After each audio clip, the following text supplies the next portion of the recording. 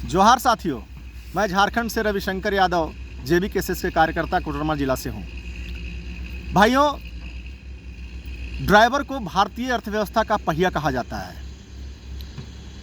Driver एक ऐसा ज़िंदगी जीता है, अपनी मौत और ज़िंदगी को परवाह नहीं करता है, लेकिन हमारी आवश्यकताओं को, चीज़ों को पहुंचाने के लिए दिन रात करके मेहनत करता है। ड्राइवर वह चीज़ है, जब कोरोना काल में लॉकडाउन हो गए थे, जब आपके पास और हमारे पास दवाइयों की ज़रूरत पड़ी थी, तो अपने जान को कुर्बान करके हम लोगों के लिए दवाई की व्यवस्था करवाया। उसका नाम है ड्राइवर। ड्राइवर वो शख्सियत है, जिस समय कोरोना के कारण में जब आपको कोविड हम लोगों को हो गया था, तो आपके परिवार के लोग आपको छूने से कतराते थे, लेकिन वही ड्राइवर एम्बुलेंस में लाद करके अपनी ज़िंदगी को बचाने के लिए हॉस्पिटल तक ले गए।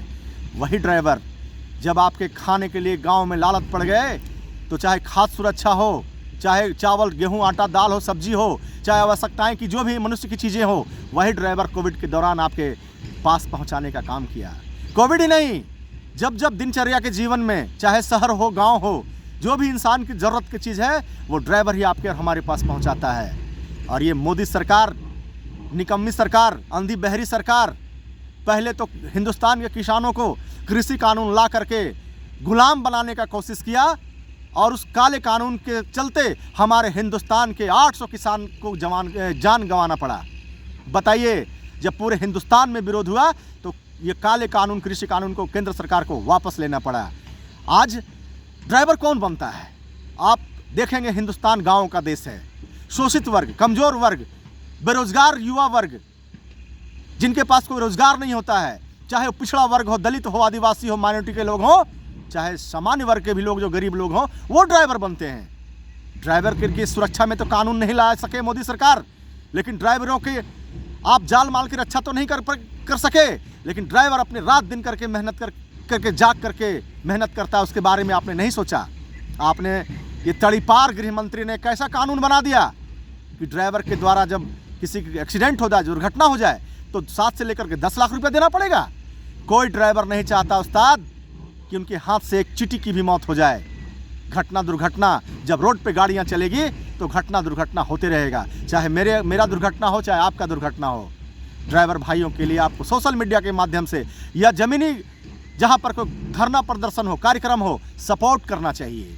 वह ड्राइवर जो अपने जान को हथेली में रख करके, चाहे वो मद्रास से लेकर कश्मीर, चाहे कश्मीर से लेकर के कन्याकुमारी तक, चाहे दिल्ली, मुंबई, हिंदुस्तान के किसी कोना में सामान पहुँचाना हो, तो आज ड्राइवर की ज़रूरत पड़ती है। ड्राइवर के हौसले को आप और हम मिलकर के बुलंद करिए, और सरकार के इस काले कानून को विरोध करिए, और सरकार से मांग करिए कि ड्राइवर की भी सुरक्षा में यदि घटना घट जाती है, तो पब्लिक के द्वारा, मॉब के द्वारा उसकी हत्याएं नहीं हो, और हत्याएं हो जाए तो हत्याएं करने वाले लोगों पर फांसी के तख्त पर उसे भी चढ़ाने का कानून होना चाहिए।